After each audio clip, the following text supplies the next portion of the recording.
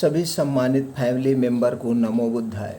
पूजनीय भगवान महात्मा बुद्ध को नमन करते हुए उनके सम्मान में कमेंट सेक्शन में लिख दीजिए मित्रों, नमो बुद्धाय। चलिए जानते हैं उनके कुछ अनमोल विचारों को और उसके बाद जानते हैं अपने शरीर को स्वस्थ और निरोग कैसे रखें। मित्रों, आज भगवान महात्मा का बुद्ध का उपदेश जो है, बुरे समय में हार नहीं माननी चाहिए। और दोस्तों, हम जानेंगे हमारे इस धरती का 6 सुपर फूड कौन से हैं, 6 अनाज कौन से हैं जिसे खाकर हम निरोग रह सकते हैं। उसके बारे में हम पूरा डिटेल बताएंगे मित्रों।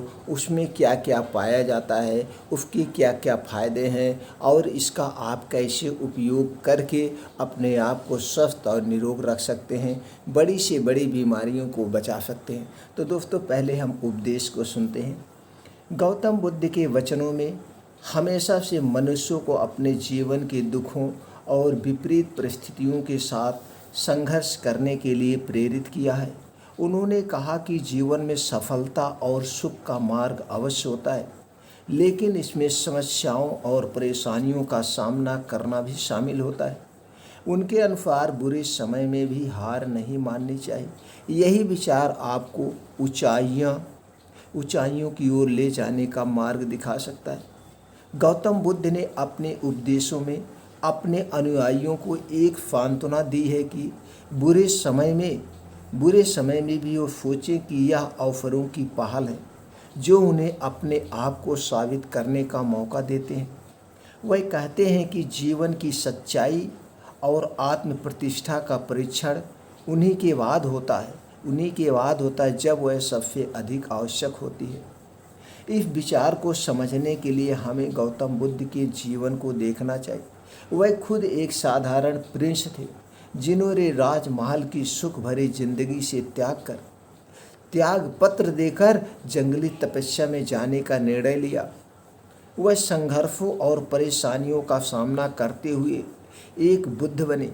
उन्होंने इस तरीके से सिखाया कि जीवन के अधिकांश कठिनाइयाँ और तंगियाँ हमारे अंदर बसती है और हमें इनका सामना करना होता है।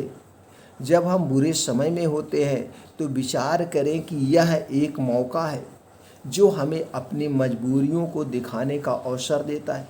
हमारी अस्थायी सुख दुख की स्थिति हमारी आत्मा को बदलने का एक माध्यम हो सकती है। इस विचार को समझने के लिए हमें भगवान गौतम बुद्ध की कुछ प्रमुख बातें समझनी चाहिए। दुख के कारण बुद्ध के अनुसार दुख मनुष्य के जीवन का नियमित हिस्सा है। हमारे जीवन में दुख की कई वजहें हो सकती हैं, जैसे कि रोग, मौत, विपरीत और संघर्ष। हमें यह समझना चाहिए कि दुख का सामना करना हमारे अंदर विकास की संकेत हो सकते हैं। बुद्ध ने संघर्ष को जीवन का महत्वपूर्ण हिस्सा माना है।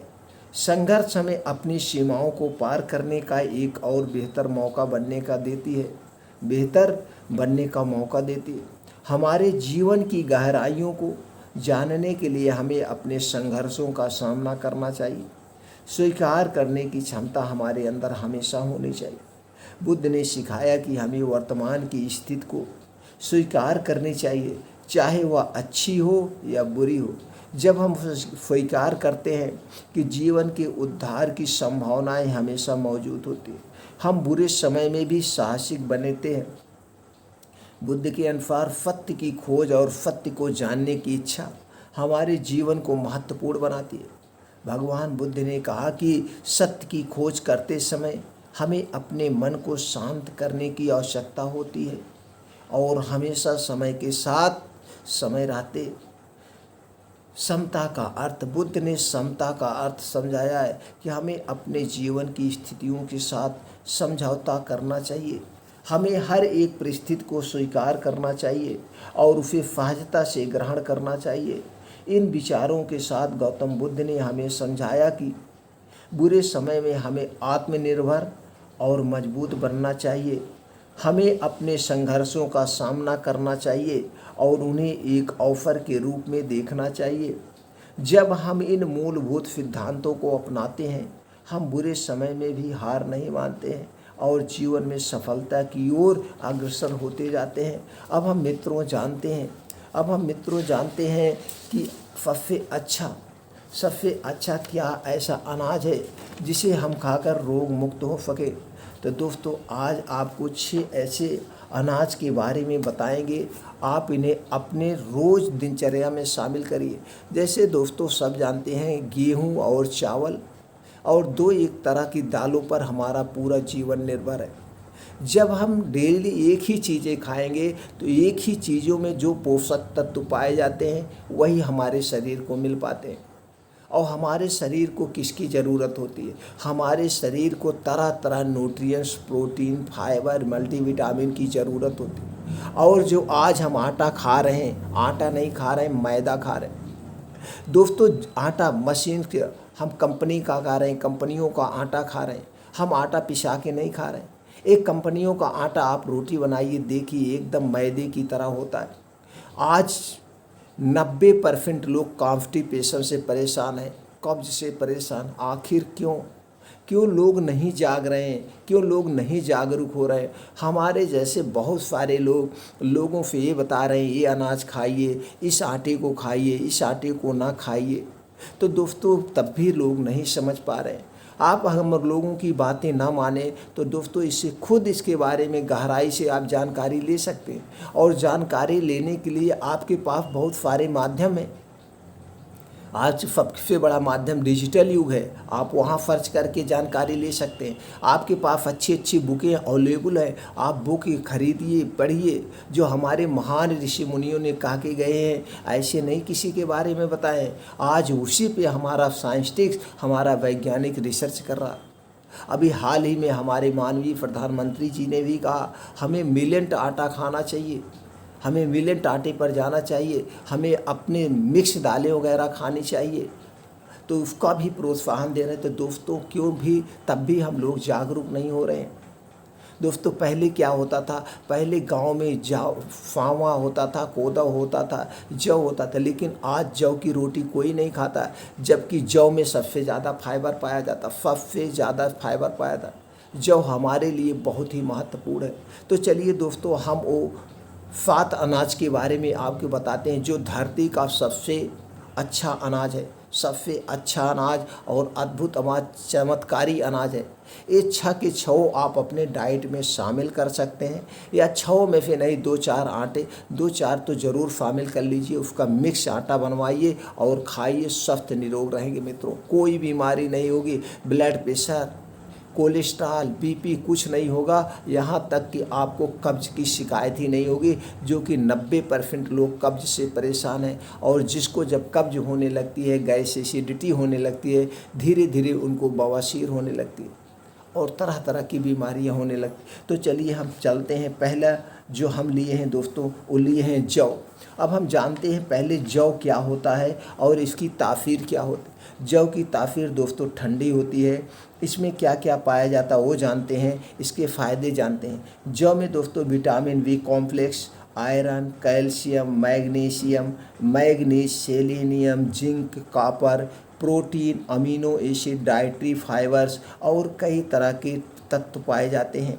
एंटीऑक्सीडेंट प्रचुर मात्रा में पाया जाता है। अब हम जानते हैं जौ के फ़ायदे। एक किस जगह में फ़ायदा करता है? हृदय को स्वस्थ रखता है, प्रतिरोधक क्षमता बढ़ाते हैं, एवं स्वस्थ रखता है, वजन घटाने में सहायक, पाचन शक्ति को बढ़ाने में, कब्ज को ठीक करता है, सर्दी खांसी से बचाता है, हड्डियों और दांतों को मजबूत बनाता है, टाइप 2 डायबिटीज में सहायक, गर्भावस्था में लाभकारी, यूटीआई यूरिनरी ट्रैक्ट इन्फेक्शन में फ़ायदेमंद, गर्मियों में सहायक और प्यास की तीव्रता को कम करता है, आर्थराइटिस में सहायक, पित्ताशय की पथरी से बचाता है, अस्थमा से बचाए, एनीमिया की जोखिमों को कम करता है, त्वचा के लिए उपयोगी है, बालों को पकने से बचाता है व काला करता है, कैंसर से बचाता है, लीवर को स्वस्थ रखता है। अब मित्रों जान गए इतनी सारे फ़ायदे हमारे जौ के हैं,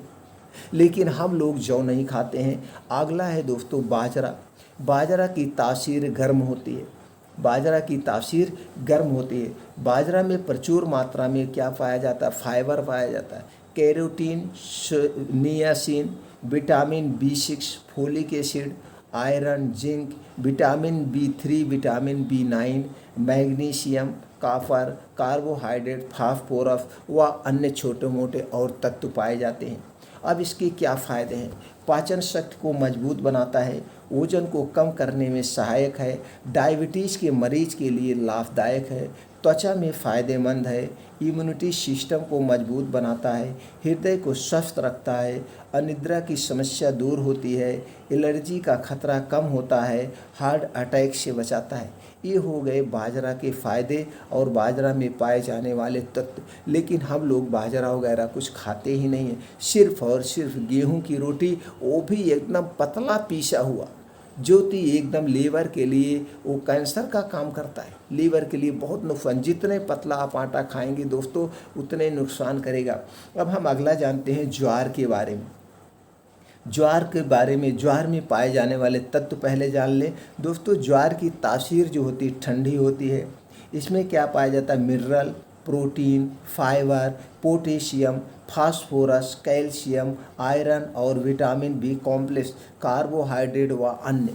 अब इसके फ़ायदे जान लेते हैं। डाइजेशन को स्वस्थ रखे, विटामिन और खनिजों को अच्छा स्रोत, फाइबर की अधिकता इसमें ज़्यादा होती है, एंटीऑक्सीडेंट का प्रचुर मात्रा में पाया जाता है, ट्यूमर को बनने से रोकता है, मधुमेह के रोगियों के लिए लाभदायक है, रक्त में कोलेस्ट्रॉल को कम करता है, वजन नियंत्रण में रखता है, हड्डियां मजबूत बनाता है, मूड को बेहतर बनाने में फ़ायदेमंद है, जिससे नींद अच्छी आती है, ऊर्जा के स्तर को बढ़ाने में मदद करता है। अब इसके इतने सारे फ़ायदे और इतने सारे तत्व पाए जाते हैं।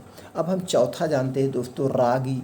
रागी दोस्तों बहुत कम लोग यूज करते हैं, जबकि रागी बहुत ही बढ़िया चीज़ है। इसे पूरी ठंडी भर आप खा लीजिए, आपको कमर दर्द, जोड़ों का दर्द कुछ भी नहीं होगा। प्रचुर मात्रा में इसमें कैल्शियम, विटामिन D3 पाया जाता है, कैल्शियम, विटामिन D3, इसलिए रागी को ज़रूर खाना चाहिए दोस्तों ठंडी में। रागी में क्या क्या पाया जाता है? Calcium, protein, fibre, carbohydrate, fibre, iron, calcium, vitamin B9 व अन्य। इसी तरह से बहुत सारे इसमें प्रोटीन्स, विटामिन और पाए जाते हैं। अब इसके फ़ायदे क्या है दोस्तों?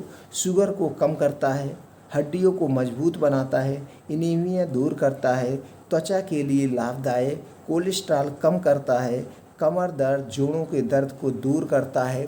इसी तरह से और सारे फ़ायदे पाए जाते हैं। अब अगला जो है दोस्तों, कोदो, पाँचवां कोदो का नाम सुने होंगे दोस्तों। आप कोदो सब चीज़ खाना चाहिए, लेकिन कोई खा ही नहीं रहा, और पहले के लोग यही सब खाते थे जिससे वो बहुत हष्ट पुष्ट होते थे।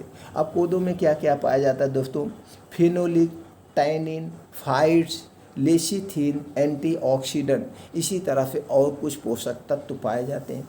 अब इसकी फ़ायदे हम जान लेते हैं।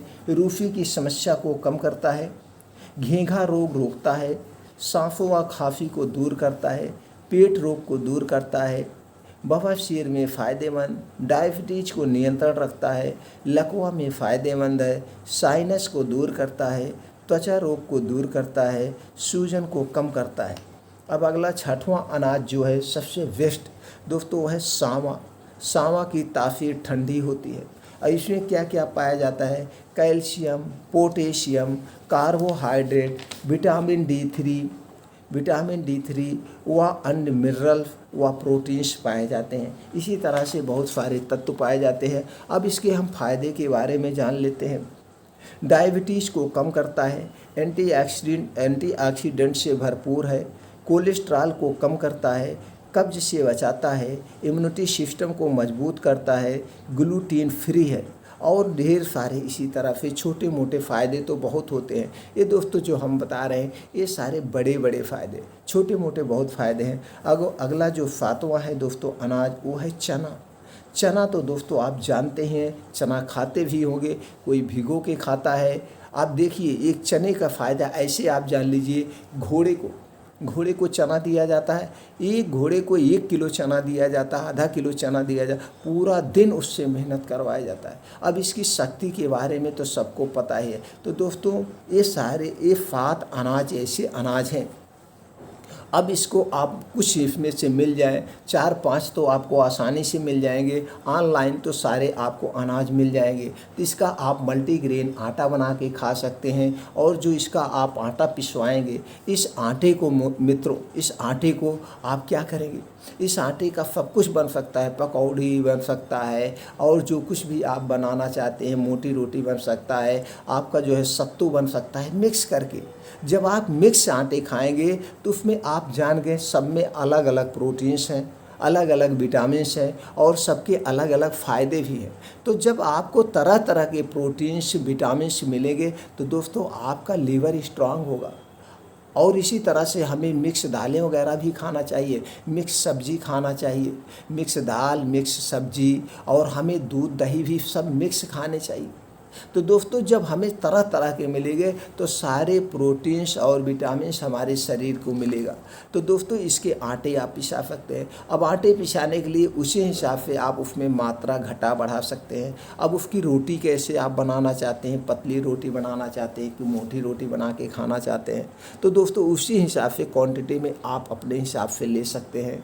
फिर भी अगर आपको लगता है ये सारे आटे अपने खाने में शामिल करिए, देखिए आपको कोई बीमारी नहीं होगी, कोई बीमारी। आज हम आटा क्या कर रहे हैं, बड़ी बड़ी कंपनियां प्रचार करा के बड़े बड़े एक्टर से प्रचार करवा देती हैं, बड़े बड़े डॉक्टर से प्रचार करा देती है। ये लोग करोड़ों रुपए लेके कहेंगे ये आटा बढ़िया है, इसे आप खाइए, लेकिन उस आटे को कभी हाथ से ऐसे रगड़िए, कितना पतला आटा होता है। और आप जितने पतला आटा खाएंगे, जितने चिकनी चीज़ें खाएंगे, लीवर के आंतों में जाकर वही चिपक जाता है, लीवर में वही चिपक जाता है, स्टोमच में वही चिपक जाता है, जिससे धीरे धीरे आपको कॉन्स्टिपेशन होता है, गैस होती है, कब्ज होती है, एसिडिटी होती है। और यही एसिडिटी आप दवा खाने डॉक्टर के पास बार बार जा रहे हैं, और डॉक्टर ये चीज़ें नहीं बता रहा, उसको दवा दे रहा, वो नहीं बताता कि आप अपने खाने को चेंज कर दीजिए। दोस्तों आज बहुत बड़ा खुलासा करने वाले हैं। खुलासा ये है, ना तो आपको कब्ज होगी, ना तो आपको गैस होगी, ना तो आपको एसिडिटी बनेगी। सिर्फ आप खाने का परहेज कर लीजिए। खाने का, हमें खाना क्या है, पानी कब पीना है, सोना कब है, हमें जागना का, ये सारे नियमों का आप पालन कर लीजिए। और आटा हमेशा मोटा आटा खाइए, बहुत पतला मत पिसाइए, पतला आटा। और जब भी आटा खाइएगा, फाइबर उसकी भूसी में होता है, आप लोग भूसी चाल देते हैं, सब कुछ निकल जाता है। और यहाँ तक कि भी कहा जाता है जो मार्केट का आटा होता है उसमें देखिए भूसी शायद पाई ही नहीं जाती। मैंने तो कभी यूज नहीं किया, इसलिए उसके बारे में पता नहीं, लेकिन लोग कहते हैं कि उसमें भूसी नहीं निकलती है, भूसी नहीं निकलती है। एक बार ऐसे हुआ, घर पे आटा ख़त्म हो गया, तो एक दोस्त के यहाँ से मेरा आटा लाया गया, पीसने दिया गया था, वो आ नहीं पाया, तो दोस्तों उनके यहाँ आया तो किसी कंपनी, पॉपुलर कंपनी का आटा था, उसका रोटी बनाया गया ऐसे जैसे मैदे की रोटी है, एकदम वाइट। और जबकि शुद्ध गेहूं का आप लेंगे तो ब्राउन रोटी रहेगी, ब्राउन रोटी रहेगी। और कभी भी आटे को चाल के नहीं पीसना चाहिए, ऐसे खाना चाहिए। तो दोस्तों ये सब आप लोग खुद अपनाइए और जागरूक बनिए, सारी बीमारियों को भगाइए। तो दोस्तों ये 7 अनाज सबसे बेस्ट अनाज है पूरी धरती की, पूरे विश्व का। ये 7 अनाज को आप अपने खाने में, अपने डाइट में शामिल कर लीजिए, 700 बीमारियां नहीं होगी। 7 की बातें छोड़ दीजिए, 700 बीमारियां नहीं होगी। आप अगर प्राकृतिक नियमों का भी पालन कर लिया, हमें खाना कब है, हमें सोना कब है, हमें जगना कब है, ये सारे नियम पालन कर लीजिए, आप स्वस्थ निरोग बने रहेंगे। दोस्तों फिर मिलते हैं ऐसी ही और महत्वपूर्ण जानकारी के साथ अगले वीडियो में।